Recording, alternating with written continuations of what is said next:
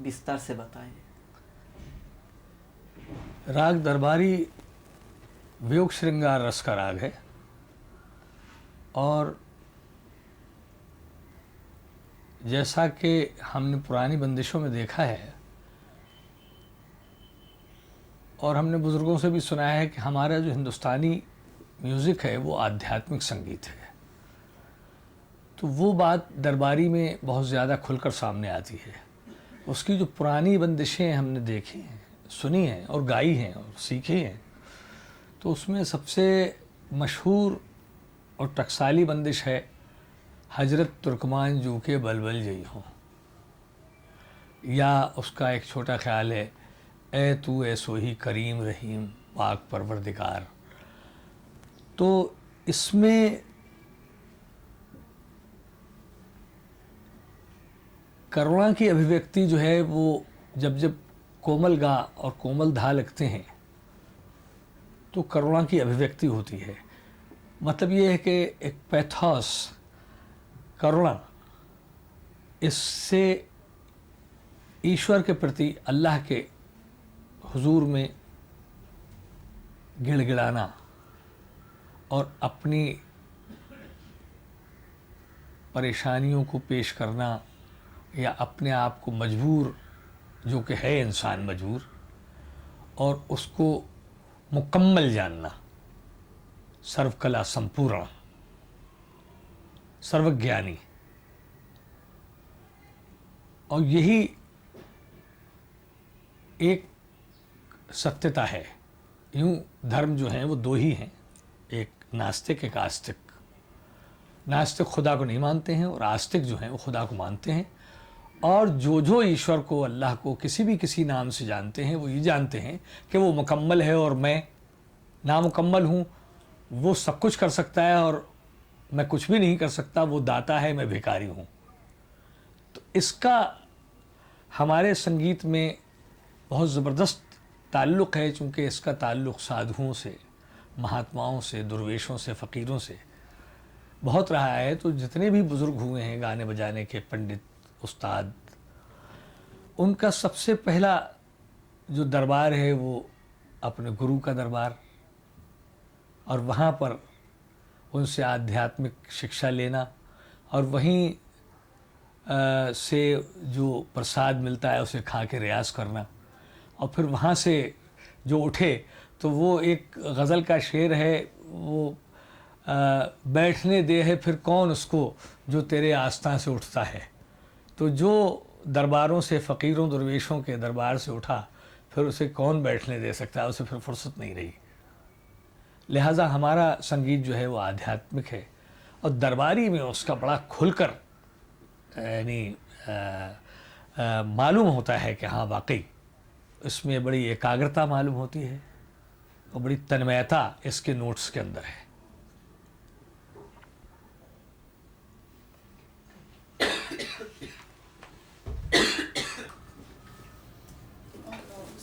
उस आंसर के बाद मैं रोल करती रहूँगी। मतलब उनको क्या महसूस होता है जब ये कनेक्ट कर दीजिए उसके साथ। ठीक है। रोलिंग। हाँ हाँ हाँ।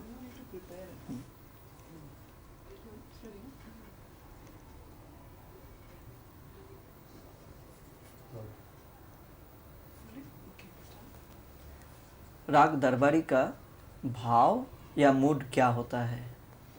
ये राग दरबारी वियोग श्रृंगार रस का राग है, और हमारा संगीत चूँकि बड़ा आध्यात्मिक है, इसलिए इसकी जो हमें शिक्षा मिली है वो यही है कि सूफ़ीज़्म जो है उसमें पीर को अपना प्रेमिका मान लेना और अपने आप को प्रेमी मानना, या ईश्वर को प्रेमिका मान लेना, अपने आप को प्रेमी मानना, तो यहाँ से स्टार्ट होता है। तो इससे जब हम दुनियावी एतबार से किसी के ऊपर आशिक़ हैं और वो हमारा महबूब है, तो उससे हम इश्क़ मजाजी कहेंगे, और इसके विरहा से फिर हम इश्क़ हकीकी तक पहुँच जाती हैं।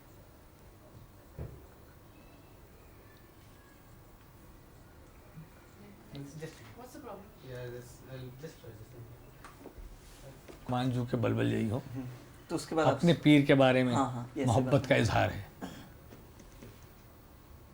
अच्छा, इसको इसके बाद एक एक लाइन के साथ आप फिर से दरबारी को जोड़े।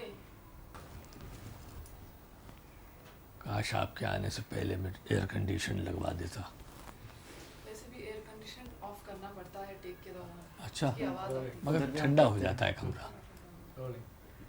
स्टार्ट। राग दरबारी का भाव या मूड क्या है? राग दरबारी वियोग श्रृंगार रस का राग है। इसके गांधार और धैवत जो हैं वो अति कोमल है, उससे करुणा की अभिव्यक्ति होती है, पैथोस होता है। इस राग में उमूमन या तो अपनी प्रेमिका से या अपने पीर के गुरु के आध्यात्मिक गुरु की याद का, उनका तसव्वुर का ज़्यादा वो है। और इसमें इस तरह कहा जाता है कि जब किसी रोशनी अगर कोई डिम हो जाती है या बुझ जाती है तो रोशनी कहाँ से आ रही है, हमारी निगाह वहाँ तक पहुँच जाती है। तो इश्क़ मजाजी से हम इश्क़ हकीकी तक पहुँच जाते हैं। ये इसका मूड है। इसका ही नहीं, पूरे संगीत का मूड यही है।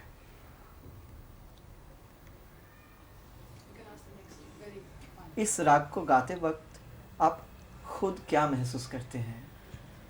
देखिए, राग को मैं महसूस करता हूँ कि हर राग अपने में एक कैरेक्टर है और वो जो हमारे ऊपर असर डालता है, एक तो सुरों के ज़रिए से डालता है और उस वक्त उस माहौल के हिसाब से वो सुर हमारे ऊपर क्या असर डालते हैं, उस हिसाब से हमारी तबीयत अक्सर व बेशतर चेंज होती रहती है।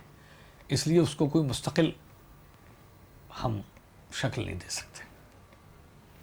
जैसे कि राग दरबारी है, राग दरबारी का ये तो अपनी जगह पर है, लेकिन जहाँ शहंशाह अकबर को बड़ा पसंद था इसलिए ये राग तो कान्हा था, लेकिन शहंशाह अकबर को पसंद था इसलिए दरबार में गाया जाने लगा तो इसका नाम ही दरबारी पड़ गया। अब जब वहाँ उनके यहाँ उनके लड़के की शादी हुई तो जाहिर है कि उसमें बंधनवा बांधो रे सब मिल गाओ, अब ये चीज़ आ गई। अब इसमें ना तो पैथास रहा ना वो, तो ये क्या है कि ये हालात के तहत अपने मोहब्बत करने वाले को रिझाने के लिए उसके उस राग, उस पसंद के राग को और माहौल के हिसाब से आर्टिस्ट ने चेंज कर दिया।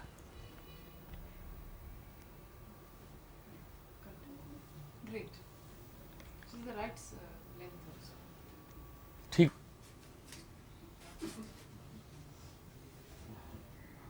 मुझे अभी से उस सिलसिले में हंसी आ रही है। वाकई वो तो एक अजीब, सर वो कितना वो करता हूँ लेकिन ये सब याद नहीं निकलते, आज अचानक निकल गया। ये उनकी कृपा है। उनकी कृपा ये भी है कि आप मेहरबान हैं सब लोग पर। राग दरबारी की आपकी पहली याद क्या है? बड़ी खूबसूरत याद है और वो ऐसा एक अजीब वाक़या है कि हमारे उस्ताद हमेशा रात को बड़ा गाना सिखाते थे और सुबह को तो खैर हमको सुबह 4 बजे हम उठ जाते थे, रियाज़ करते थे, लेकिन रात को ख़ास तौर से वो सिखाते थे और ख़ुद सो जाते थे। और उनका कमाल ये था कि जो मुझे भी शागिर्दी में मिल गया है कि वो सिखा रहे हैं और ख़ुद सो रहे हैं, खर्राटे मार रहे हैं, और ज़रा गलती हो गई तो क्या करता है।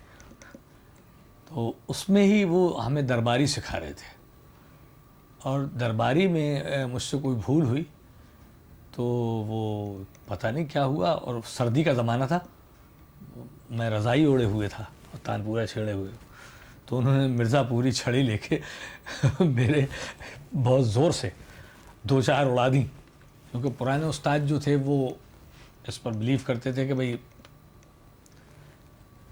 डांट से ही आएगा, याद रहेगा, और उसमें उनका बहुत बड़ा प्यार छुपा रहता था। तब उन्होंने मुझे बताना शुरू किया और बताने के बाद में ख़ुद बड़े मूड में आ गए और गाना जो शुरू किया तो इतना अच्छा गाया कि मैंने ऐसा अच्छा दरबारी न ख़ुद गा सका और न मैंने ऐसा कभी किसी से सुना। ये मेरी ज़िंदगी का एक बेहतरीन वो है, और शायद यही वजह है कि मुझे दरबारी इंतहाई पसंद है। दरबारी खैर उसके जो नोट्स हैं वो तो बहुत ही प्यारे हैं, लेकिन मुझे बेइंतहा पसंद है। और लोगों का ऐसा कहना है, ये उनकी मोहब्बत है कि मैं दरबारी ठीक गा लेता हूँ। राग दरबारी ठीक कहने का मतलब से आप क्या और बताना चाह रहे हैं? देखिए, राग दरबारी में एक बड़ा अनूठापन ये है कि उसमें कुछ अगर कोई इम्प्रोवाइजेशन भी होगा तो जब तक कि वो एक बुजुर्गाना अंदाज में एक बहुत यानी सोबरपन उसके अंदर होना चाहिए, और एक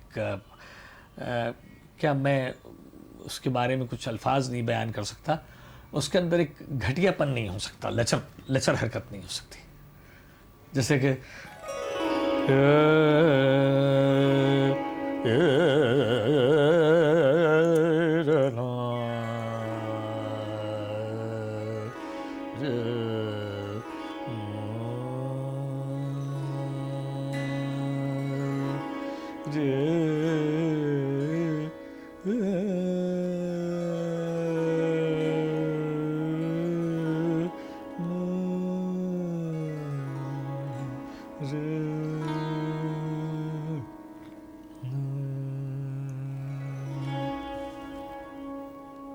तो इस अंदाज से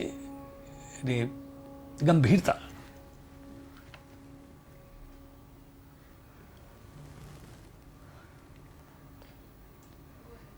इस राग को आपने क्या कभी लाइट म्यूजिक के तौर पर कहीं गाया है? नहीं, मैंने एक फिल्म में गाया था 1964 में, राम कदम जी के डायरेक्शन में।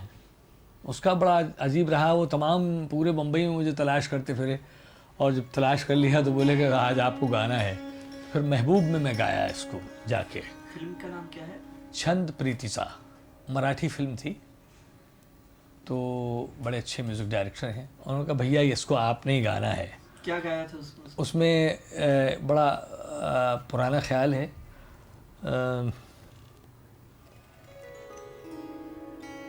अनोखा लाडला खेलन को मांगे चांद। अनोखा लाडला खेलन को मांगे चांद, का लाडला, ये ख्याल था। और इसको मैंने गाया और बड़ा पसंद किया गया, इसमें अवार्ड वगैरह भी मिला। इस राग को रात का राग माना जाता है, क्या इसके पीछे कुछ खास वजह है? मेरे ख्याल से इसका जवाब तो हिंदुस्तान का कोई गवैया नहीं दे सकता। अगर मैं ये कहूँ कि भाई रामदास जी, आपका नाम रामदास जी क्यों है, ये कान्हरे का एक सबसे पहला प्रथम कान्हरा है, और इसी से सारे कान्हरे और उसके बाद में सारे वो हुए हैं। और जो हमारे पूर्वज थे, जिसमें तानसेन साहब, उन्होंने इसे रात में ही गाया, लिहाजा हम उनके शागिर्द दर शागिर्द हैं, तमाम हिंदुस्तान उनका शागिर्द है, तो सब उसी नक्श कदम पे चल रहे।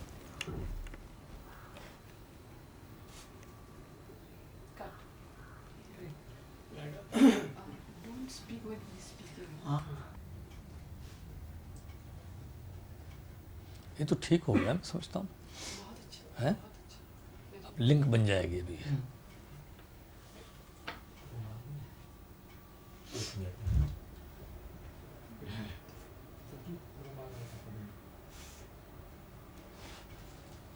मैं ये प्रश्न पूछूंगा, इस राग को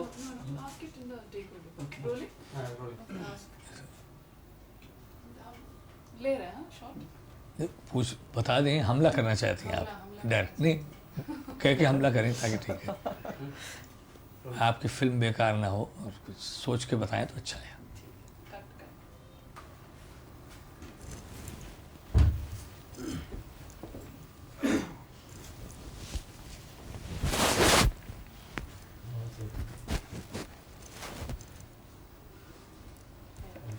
जी जरा कम की कर।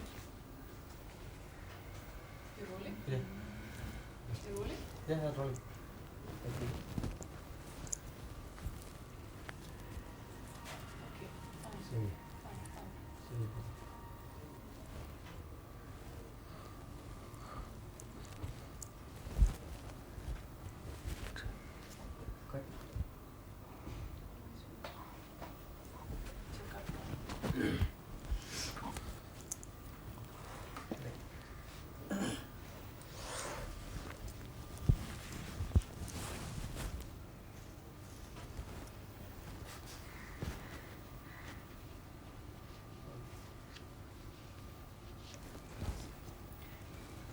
राग को विशुद्धता के साथ प्रस्तुत करने इस राग को विशुद्धता के साथ प्रस्तुत करते समय किस किस विशेषता पर अधिक जोर देना चाहिए? राग दरबारी में जैसे नीरेसा की तान बड़ी आवश्यक है। धानी पा सा नीरेसा, सारे गा मा पा धा नी सा, जैसे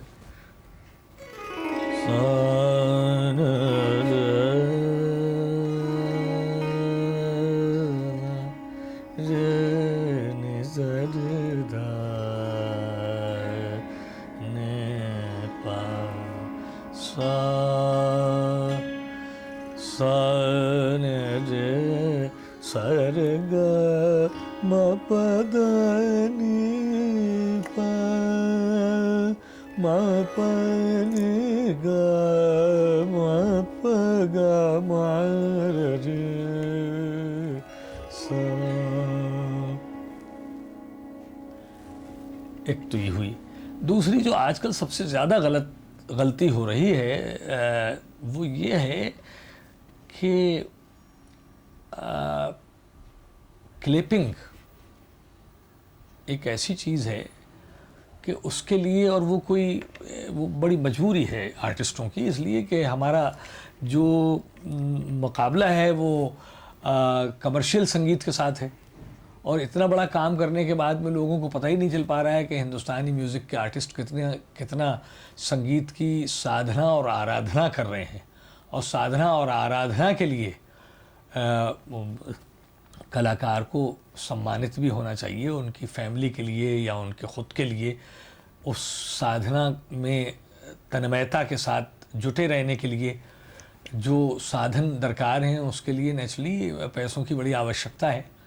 तो कम मेहनत करने के बाद में लोगों को बहुत पैसे मिल रहे हैं, और उसके लिए क्या हुआ है कि कुछ कंप्रोमाइज़ करने के लिए हम लोग क्या कर रहे हैं कि सारे के सारे लोग ऊपर का सा जो है वो पकड़ के बैठ जाते हैं, कोई सा भी राग। अब जाहिर है कि दरबारी के मुकाबले में एक राग है अडाना जिसमें कि ऊपर गाया जाता है, पूरिया के मुकाबले में सोहनी है ना, तो पूरिया धनाशरी के मुकाबले में बसंत है, मियाँ मल्हार के जवाब में बहार है।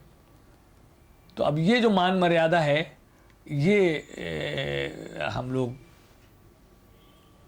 तोड़ रहे हैं। मैं तो खैर उसका ज़रा ख्याल रखता हूँ ज़्यादातर तो, और मेरे जहन में ये बात है कि खुदा का शुक्र है पॉपुलर तो मैं बहुत हूँ, बहुत पॉपुलर हूँ, चूँकि मैंने बहुत तरह से गाना गाया। जैसे मिसाल के तौर पर फिल्म में गाया, फिल्म का म्यूज़िक दिया, फिल्म के गाने हिट हुए, गज़ल गाई, भजन गाया, ठुमरी गाई, और फिर ख्याल गाया। अल्लाह का शुक्र है उसमें भी अखबारों में ये आया कि ख्याल गायकी के जितने भी अंग हो सकते हैं उन पर इक्वली कमांड है। मैं एक विद्यार्थी हूँ, और उससे सबसे हट के ये काम कि मैंने एंशियन म्यूज़िक पर, भरतनाट्य शास्त्र, रत्नाकर भरत देशी पर काम किया, जो कि हिंदुस्तान में किसी ने नहीं किया। तो पॉपुलैरिटी की बहुत सी चीज़ें हैं, लेकिन मैं उसके अंदर लॉबिंग और प्रोटोकॉल की तरफ ज़्यादा इसलिए नहीं गया कि मैं तन्मयता से अपने काम में लगा रहा।